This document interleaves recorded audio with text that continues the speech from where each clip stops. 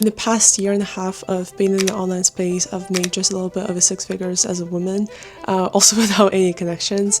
And recently I have switched to high ticket sales. So here's an honest review of how it's been going for me. I'm dropping everything here. I remember back in the day when I was a lot more active with the content, a lot of people would reach out to me and say, oh, but I don't have any time to, try to start my own thing. I don't have any time to, work with clients, blah, blah, blah.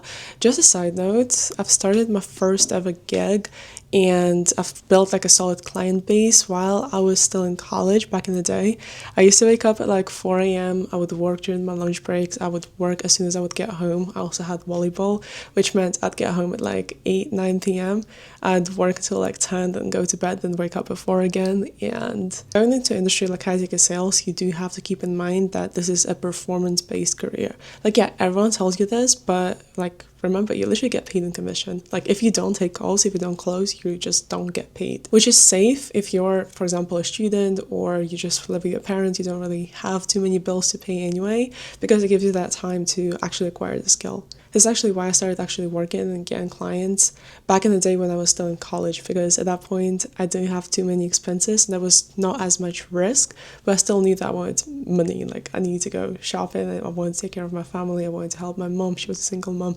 So you need to have your own motivation go into the space. No, it's not going to be as easy as so many people advertise out there on Instagram. And this brings me to my first point. Like, you will actually have to be good at sales if you want to make decent money. Like, maybe 5K per month. Yeah, amazing. You can just get away with following the script. If you want to get to the point where you're making 10, 15, 20K per month, you have to become actually good at the skill. And what I mean by that is being able to speak to people, being able to interview them, know how to ask the right questions, and also know when to not say anything. Like, what I used to do at the beginning a lot is I would just drop the most unnecessary words. Like for example, if someone would talk about their fitness and saying, okay, I've gained 20 pounds, blah, blah, blah, I would say, oh yeah, totally, I understand, like, 20 pounds, like, it's common to gain them if an XYZ situation. With experience, you will learn that sometimes it's better to stay quiet rather than say absolutely random stuff. It may actually make you lose authority on the call, and you don't really want to do that. That being said, I've pretty much hit 9K per month on my second month of closing, like actually full time.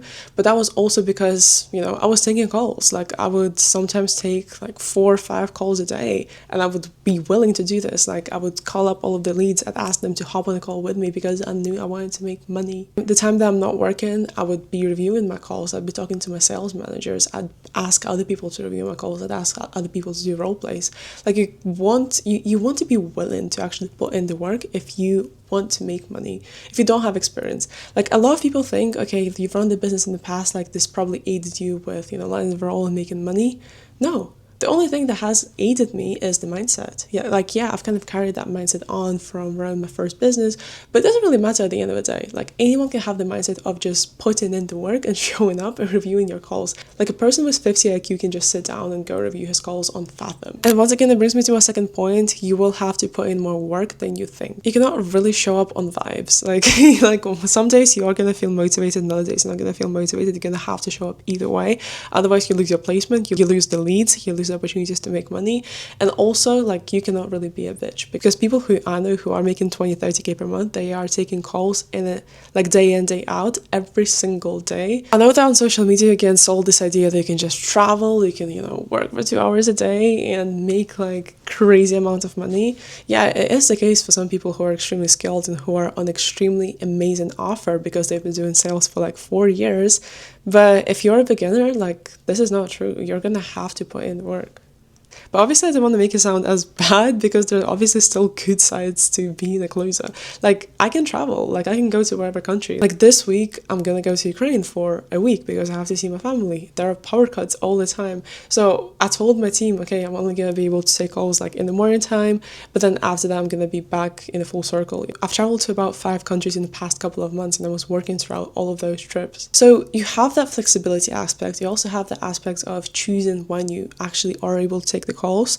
My first month of closing full-time, I was at my desk pretty much 8 hours a day. And that was also because I had pretty much nothing going on for myself.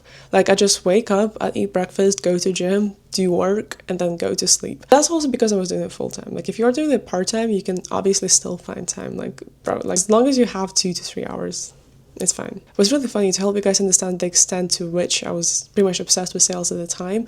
I would often like do objection handling in my sleep. Like I would talk in my sleep. I'd do job interviews in my sleep as well. Like my friends, my sister actually was laughing at me for that. But if you really want to be good, you just have to become obsessed. Like I'm obsessed with sales. Like this is what I think about every single day. And number 3, and I feel like it's gonna go away with time more, and it's gonna be more extreme at the beginning, but you're gonna have emotional swings, right? When you get that high from closing the deal, you're happy, you go and like look at the things they're gonna buy, and then next deal, for example, it's not closed, and the prospect also kicked your ass and said that you're awful, that no one will see you again, that you were a waste of time. That sucks. That kind of hurts you, kind of hurts your ego a little bit. I actually started on an offer that gave me less leads and also cold leads as well. So at the beginning, I just have so many mental breakdowns. Like I'd obviously go all in on the calls because if I'm doing something that I gotta go all in. But the amount of times I'd get my ass absolutely kicked by prospects, like I can't even count it. It was pretty much every single call. A lot of them would just throw the craziest objections at me. A lot of them would critique me and give me like, actually they just offend me personally, like as a person. But this is the reality of sales. But if you're playing the long-term game and you actually want to become good at closing long term, like it's gonna be beneficial regardless, because you're gonna learn how to actually sell, like how to sell to harder ICPs. Now looking back at what I've done at the beginning, if I were a beginner and if I just wanted to get into high ticket sales, I'd do the exact same thing. I just go on harder offers so that I actually learn how to sell. Think of it like less than 5% of closers actually make 20k per month or more in commissions, and there is a reason for that. Number 4, I don't really do nicotine, but I have crazy caffeine addiction and I drink a lot of coffee. Because once again, being in sales is kind of stressful. You're gonna find things that kind of motivate you or uplift you. For some people, it's literally just listening to music. But for me, I started just drinking like 4 cups of coffee a day. And once again, it might be different from person to person. You might not even drink coffee if you don't need it. But for me, it just increased the amount of coffee that I'm taking to like keep me focused and keep me energetic. Because you have to show up to the call like full on energy. Remember, obviously there are the good sides of it. Like I feel like I just kind of shout on high ticket sales now, but deep down, like I just love it. Like, and it's not even deep down. Like I tell everyone about this, like I love high ticket sales. I still think that it's worth it. I still think that it's amazing. Every single job or business opportunity, everything is gonna have its own downsides, but just no one really talks about downsides usually on social media for whatever reason. In my opinion, the downsides are worse the benefits that you get from it, which is obviously, once again, you're able to travel. You make more than a lot of people do after working corporate for like 10 years.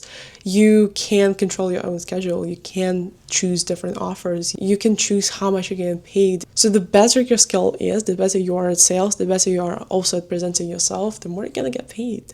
And especially if down the road you're thinking of starting your own business, or you're thinking of, just running your own thing, it's going to be super useful. Like one thing they're going to realize, sales is always going to be in demand no matter what you do. Like I used to ghostwrite for those companies and I used to work with their sales teams. Every single company has a sales team because everyone needs to make money through sales. And yeah, with that being said, that's pretty much my review of high ticket sales.